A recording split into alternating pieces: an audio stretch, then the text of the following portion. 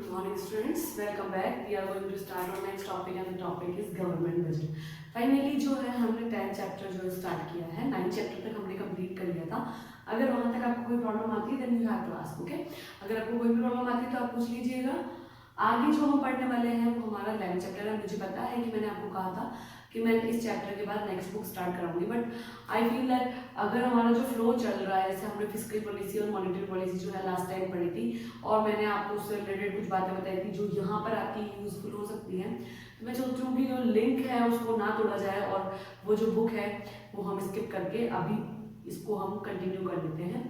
ये दो ही चैप्टर है. लास्ट चैप्टर जो आपका BOP का है यानी बैलेंस ऑफ पेमेंट का है वो आपके सिलेबस में से हट चुका है, तो उसको हमको पढ़ाने की जरूरत पड़ेगी नहीं. तो दो ही चैप्टर बचे हैं, 10th and 11th. 10th is government budget और नेक्स्ट वन इज ये भी पता नहीं, आई डोंट नो क्या होगा.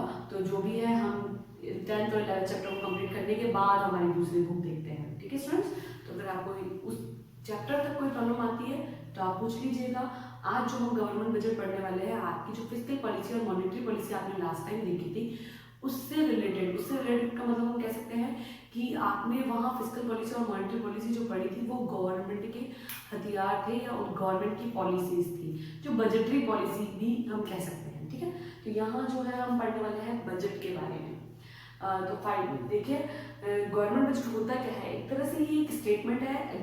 अगर हमने देखा तो 1 फरवरी 1 फरवरी जो आपके आता है वो एज ए बजटरी डे के हिसाब से हम इसको लेते हैं. इस दिन जो है हमारे जो बजटरी ऑफिसर होते हैं यानी जो हमारा ऑफिसर होता है जो बजट मेंटेन करते हैं, वही जो है वित्त मंत्री जिसको आप कहते हैं फाइनेंस मिनिस्टर जो होता है, जो है हमारे बजट को हमारे सामने पेश करते हैं कि लास्ट टाइम उन्होंने पूरे साल क्या किया है और नेक्स्ट ईयर में जो है उनके क्या क्या मोटिवेशंस या लक्ष्य होने वाले हैं जिस पर वो अपने एक्सपेंडिचर्स करने वाले हैं. यानी वो अपनी इनकम का ब्यौरा और एक्सपेंडिचर्स का ब्यौरा जो है आपको एक साल के अंदर देते हैं. साल भर का जो भी उनका खर्चा हुआ है, जो भी उन्होंने इनकम अर्न की है, वो हम बजट में मेंशन करते हैं. वही जो है फाइनेंस मिनिस्टर 1 फरवरी को जो है पूरे देश के सामने रखता है. इसको हम बजट कहते हैं. ठीक है, यहाँ हम देखते हैं क्या है.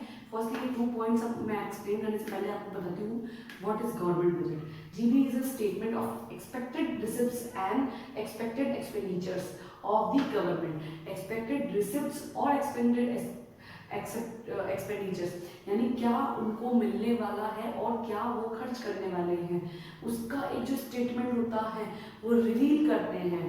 That reveals budgetary policy of the government to achieve the twin objective of the growth and the stability. मतलब ये कहने का मतलब ये है कि गवर्नमेंट जो है एक स्टेटमेंट पेश करती है उनकी एक्सपेक्टेड रिसिप्ट्स का और एक्सपेक्टेड एक्सपेंडिचर्स का रिवील करती है उस बजट के अंदर, उस पॉलिसी के अंदर, और वो ये बताती है कि उनकी जितनी भी पॉलिसीज है वो यहाँ पर किस तरीके से रन होने वाली है.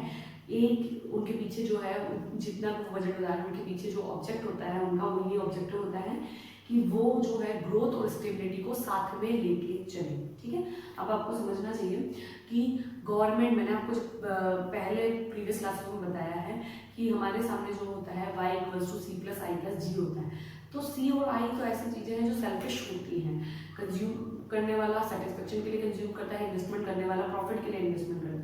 पर गवर्नमेंट ऐसा सेक्टर है जो 3 सेक्टर इकोनॉमी में आता है. गवर्नमेंट ऐसा सेक्टर है जो वेलफेयर के लिए वर्क करता है. वो वर्क करता है सिर्फ कंट्री के लिए, कंट्री के वेलफेयर के लिए, स्टेबिलिटी के लिए, ताकि जो है आपकी ग्रोथ हो सके. और ऐसा कोई नहीं कर सकता जो इतना सेल्फलेस होकर बिल्कुल निस्वार्थ भाव से हम कह सकते हैं कि जो है जनता के लिए काम कर रहा हो, हमारे देश की इकोनॉमी के लिए काम कर रहा हो, ग्रोथ के लिए काम कर रहा हो, वो सिर्फ गवर्नमेंट कर सकती है स्टूडेंट्स. तो गवर्नमेंट एक साल में जितना भी एक्सपेक्टेड खर्चा होता है और जितनी भी एक्सपेक्टेड इनकम होती है उनकी, यानी उनकी आय और व्यय, यानी उनकी इनकम और एक्सपेंडिचर्स का ब्यौरा बनाती है. ये ध्यान में रखते हुए कि उनके 2 उद्देश्य, कंपल्सरी उद्देश्य, बहुत सारे और भी होते हैं, बहुत सारे ऑब्जेक्टिव्स होते हैं स्टूडेंट्स, बट जो मोस्ट ऑफ स्टूडेंट्स उनके ऑब्जेक्टिव्स होते हैं वो ये ऑब्जेक्टिव होते हैं कि उनको ग्रोथ चाहिए, इकोनॉमिक ग्रोथ होनी चाहिए, यानी विकास होना चाहिए किसी भी तरीके से। और दूसरा उनका होता है स्टेबिलिटी, विकास मिल भी जाए तो स्टेबिलिटी होनी चाहिए, एक स्थिरता होनी चाहिए हर एक चीज़ में। मैंने आपको पहले भी बताया कि एक्सेस कोई भी चीज़ अच्छी नहीं होती, और हम कह सकते हैं डिक्रीजमेंट भी एक्सेस लेवल पर अगर हो तो वो अच्छा नहीं होता है। हर एक जगह आपको स्टेबल होना चाहिए, स्टेबिलिटी ही एक ऐसी चीज़ है जो हमारे को ग्रोथ दिला सकती है। ओके स्टूडेंट्स, तो ये जो चीज़ होती है गवर्नमेंट बजट, ये एक स्टेटमेंट है जो गवर्नमेंट की एक्सपेक्टेड एक साल के अंदर, जिसको हम फाइनेंशियल ईयर कहते हैं, फाइनेंशियल ईयर में जितनी भी रिसिप्ट एक्सपेक्टेड होती है और जितने भी एक्सपेंडिचर एक्सपेक्टेड होते हैं उनका एक ब्यौरा रिवील करते हैं। हम कह सकते हैं कि उनकी बजटरी पॉलिसी रिलीव करती है, इसमें वो पॉलिसीज रिलीव करती हैं दो उद्देश्यों को लेकर, टू ऑब्जेक्ट्स को साथ में लेकर, जिसमें टू ऑब्जेक्ट्स होते हैं ग्रोथ एंड द स्टेबिलिटी। अगर आपसे कोई भी पूछ ले कि गवर्नमेंट बजट के मोस्ट इम्पॉर्टेंट जो है ऑब्जेक्ट्स क्या होते हैं, तो वो यही होंगे students, growth and stability. Okay, अब हम जो है आगे बढ़ते हैं, हम ये देखते हैं कि इसके 2 पॉइंट्स क्या आ रहे हैं। Financial performance of the government over the past year. इसके अंदर जो बजट में है, एक पास्ट ईयर में, एक पूरे साल के पास्ट ईयर में उन्होंने क्या परफॉर्मेंस दिया है वो गवर्नमेंट बजट में आपके मेंशन किया जाता है। ठीक है, financial programmes and policies of the government for one next year. यहाँ पर क्या होगा कि गवर्नमेंट जो अपना बजट बनाती है उसमें पास्ट ईयर में उन्होंने क्या किया है, performance of the past year over past year, यानी पास्ट ईयर में एक पुराने पिछले साल में उन्होंने क्या किया है, क्या उनको मिला और क्या उन्होंने खर्च कर दिया, क्या उनकी इनकम हुई और क्या उन्होंने एक्सपेंडिचर्स किया, वो पूरा ब्यौरा जो है वो आपके गवर्नमेंट बजट में आएगा।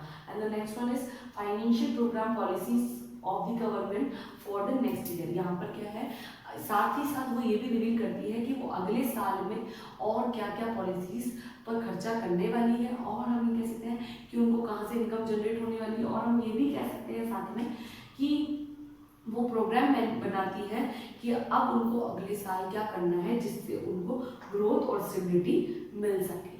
समझ में आया आपको कि वो ये बताते हैं कि उन्होंने पिछले साल क्या किया और अगले साल वो क्या करने वाले हैं। बजट में वो दोनों ही चीज़ें मेंशन करते हैं ताकि जो उनका लक्ष्य है, ताकि जो उनके ऑब्जेक्ट्स हैं ग्रोथ और स्टेबिलिटी वो बने रहे, इनको वो हमेशा ध्यान में रखें। ये है हमारा गवर्नमेंट बजट। अब हम कह सकते हैं कि इसके ऑब्जेक्ट्स क्या है स्टूडेंट, तो इसके ऑब्जेक्ट्स बहुत सारे हैं। फर्स्टली आता है जीडीपी ग्रोथ। गवर्नमेंट अपने बजट को इसलिए पेश करती है ताकि उसको जीडीपी ग्रोथ का पता चल सके। ठीक है, और हमको जीडीपी ग्रोथ का पता चल सके। जीडीपी इज, आपको पता है, ये ग्रॉस डोमेस्टिक प्रोडक्शन है जो बताती है कि आपकी कंट्री में जो है किस चीज़ की कितनी डिमांड हुई, उसकी आपने किस तरह से जो है आपने उसकी कंप्लीट सप्लाई की है। उसके बाद हम ये इससे ग्रोथ क्या हुआ है, हमने किन किन सेक्टर्स पे जो है हमारा पैसा खर्च किया था, एक्सपेंडिचर्स किया था, और किन किन सेक्टर्स से जो है आपको इनकम जनरेट हुई है, ये हम जीडीपी ग्रोथ में देखते हैं। ये ऑब्जेक्टिव होते हैं।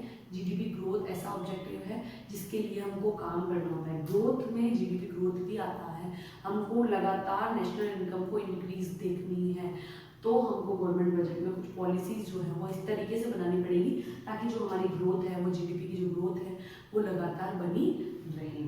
नेक्स्ट आपके आता है allocation of the resources. Allocation of the resources का मतलब ये होता है कि गवर्नमेंट ये मेंशन करती है बजट में, या वो ये बजट से उनको ये पता चल जाता है, अब मेंशन भी करती है और पता भी चल जाता है कि अगले साल उनको जो है अपना पैसा कहाँ खर्च करना है। जो सेक्टर जो पिछड़ गया है, जैसे कि विलेजेस अगर पिछड़ रहे हैं तो उनको आगे लाने के लिए वहाँ पे खर्चा करें। एग्रीकल्चर अगर पिछड़ गया तो उनके लिए कुछ इस तरीके की पॉलिसीज बनाए ताकि वो सेक्टर भी हमारे साथ आगे आ सके।